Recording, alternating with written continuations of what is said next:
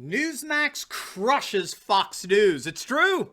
The unthinkable has happened. In this video, we're going to take a look at the first victory that Newsmax has scored against the once undisputed king of news, how things are just getting more and more embarrassing for Fox, and how a new age is rising, guaranteeing that Newsmax's victory over Fox has just begun. You're not going to want to miss this one. Welcome everyone, Dr. Steve here with you, ready to bring you our latest episode celebrating, yes, the inevitable collapse of left-wing globalism and the unstoppable rise of the new conservative age. If you haven't already done so, you know what to do. Make sure to smack that bell and subscribe button. We would love to have you as a regular part of this channel, where each and every day we focus on optimism and encouragement. And it's all the defeatist fake news nonsense spewed out by the mainstream media. But first, with our rapid advances in science over the years, there are much more powerful and effective ways to boost your immune system than just taking mega doses of vitamin C. In fact, our sponsors over at BioTrust have combined four of the world's best immune-supporting powerhouses along with that mega dose of vitamin C into their #1 immunity support product, Ageless Body. Simply put, Ageless Body provides you 5 of the most powerful immune support ingredients available, including their #1 immunity support recommendation, Turmeric, which has 46 times better absorption than most other forms. And best of all, if you click on that link below today, you can now get Ageless Body at their lowest price ever, 51% off with free US shipping to boot. So don't wait. Click on that link or go to agewithsteveturley.com and give your immune system an awesome boost today. All right, let's dive right in here. It happened, gang. It has officially happened. Newsmax has surpassed Fox News in the ratings for the very first time. And to think, a number of media analysts said it would never have happened. I kid you not, a recent article from the Poynter Institute for Media Studies asked this question: should Fox News be worried about Trump supporters turning to Newsmax? And their answer was, nah. They were so dismissive. Nah, don't worry about it. I mean, this pundit thought that conservatives were going to stick with Fox once all the dust settles. In his estimate, Newsmax would only end up drawing a small, what he called, again, I kid you not, what he called a small cult-like following, which I think is extremely short-sighted for a writer for a supposed media studies institute. Well, as it turns out, the cult is rather large. It was just announced that the ratings for Newsmax's Greg Kelly has scored a major ratings win over Fox News host Martha McCallum. Kelly beat McCallum in the coveted key demographic of 25 to 54-year-olds, that demographic so valuable to advertisers.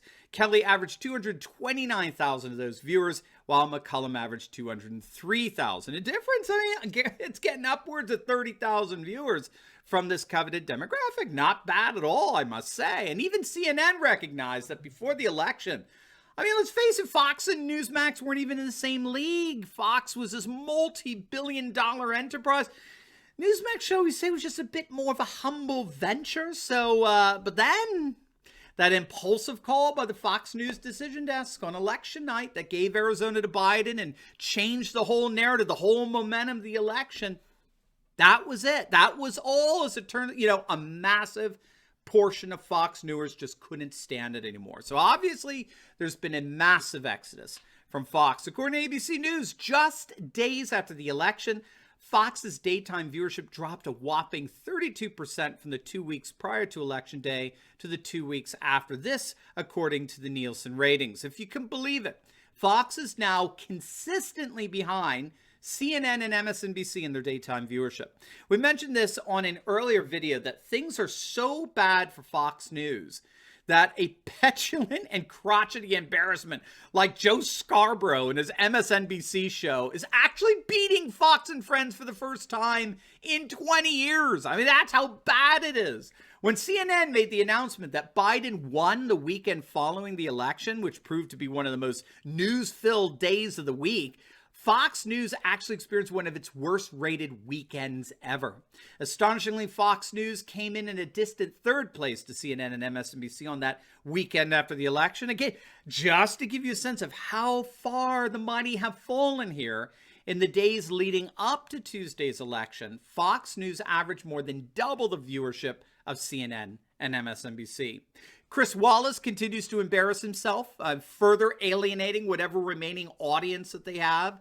In the days following the election, he compared Ted Cruz's support of President Trump to a Japanese soldier still fighting World War II. Just a few days back, he was interviewing the Health and Human Services Secretary under President Trump, who referred to Biden as the vice president, and Wallace interrupted him and demanded that he call Biden the president-elect. He's the president-elect, sir. He's the president-elect. Again, Wallace isn't an interviewer as much as he's a heckler at that point. He's a heckler disguised as a reporter. And so it's no wonder that conservatives want to consume news in a way that doesn't mock and ridicule them and the values that they love and cherish. And so they're looking elsewhere. And as a result, Fox News shares recently fell 6% after speculation that Trump is going to launch his own conservative news channel precisely to take Fox down. Just the mere mention of Trump and his barrage of tweets, just Trump even hinting at starting a rival network to Fox was enough for Fox's shares to drop 6%. Can you imagine what the drop will be like once he actually starts a channel? In the meantime, conservative viewers are clearly moving over to Newsmax. Already as we speak, Newsmax has surpassed Fox Business as well as CNBC in their daytime ratings. Nielsen is reporting that Newsmax averaged 287,000 viewers per minute between the times of 9 a.m. to 4 p.m. the day after the election, with Fox News garnering only 281,000 viewers. Newsmax also beat out Fox Business in prime time, with 205,000 viewers as compared with 138,000. And now we've got the first crown jewel, as it were, the official beating out of an actual Fox News program with the most advertiser-coveted audience demographic, and by a good 30,000 viewers. Very, very impressive accomplishment indeed, and we can certainly be sure that this is the first of many more wins for Newsmax. Before we get into why, I've got a free gift for you. Make sure to click on that link below and download your own fake news antidote. It is a compilation of about 20 sites I go to for my news each and every single day, all conservative, all celebrating Trump and nationalist populism. Look, we need these news resources now more than ever, and you can download your own copy of our fake news antidote completely free at the link down below in the pinned comments section. You're going to have a ready list of your go-to sites each and every day that you can definitely go to and enjoy, and it's going to inspire you throughout this whole crazy process we're finding ourselves in. It's yours absolutely free by clicking on the link below. It's my gift to you. The reason why we can expect that news outlets like Newsmax or One America News Network are going to take out Fox and CNBC and MSNBC and the like is because of the shrinking, imploding of big media in their ratings, okay? And this is because we're seeing actually the end of what's called mass society, which is a society that gave us big media in the first place. We're seeing the end of mass society, which is slowly but surely being replaced with what scholars are calling a network society. So what's the difference between the two? Mass society was a kind of industrialized society that developed at the end of the 19th century. It flourished in the 20th century. It's when we first started getting these, colossal centralized bureaucratic institutions and structures and urbanized environments around which the entire world basically revolves. This is when life began to recalibrate around Washington, D.C., or eventually around Brussels in Europe. We began to recalibrate around Silicon Valley and really the coastal gentry liberal cities from Sacramento, San Diego. This is the world of big media, Rockefeller Center, the CNN building in Atlanta. The problem here is that society is basically dead. Well, or better, it's being rapidly replaced by what's being called this network society. And the network society is different from mass society in that mass society, we're still very location driven. So if I want to get into the gambling industry, I'd have to go and move out to Vegas, right? If I want to get into finance, I'd have to move out to Wall Street or some big financial center. If I want to, I like using this as an example. If I want to break into the country music scene, I'd have to move to Nashville, right? But what scholars are noticing is that we don't have to do that anymore. And that's because we're no longer connected by virtue of our regional proximity to one another. We're now connected by virtue of the internet, or what we call networks. And now, if I want to break into country music, all I need is a guitar and a $100 webcam, and I can load up my videos on YouTube or Vimeo and reach perhaps even more people than I could ever have done the traditional way of going through Nashville, This is the network society. I could start an online gambling business, right? It's a distributed, decentralized network of content creators no longer dependent on big media or increasingly even big tech in order to communicate.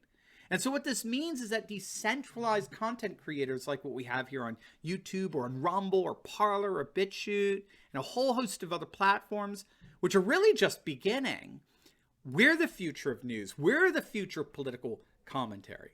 As the old age of big media gets increasingly replaced with these more decentralized content creators, we can only expect to see the likes of CNN and Fox News continue to implode and Newsmax rise. Now, before you go, make sure to like this video, comment down below, and subscribe to my channel. You definitely want to check out my latest video. Just posted it on the big one, the massive Supreme Court case brought on by the state of Texas that will most likely decide the election once and for all. You're not going to want to miss it, so make sure to click on the link, and I will see you over there. God bless.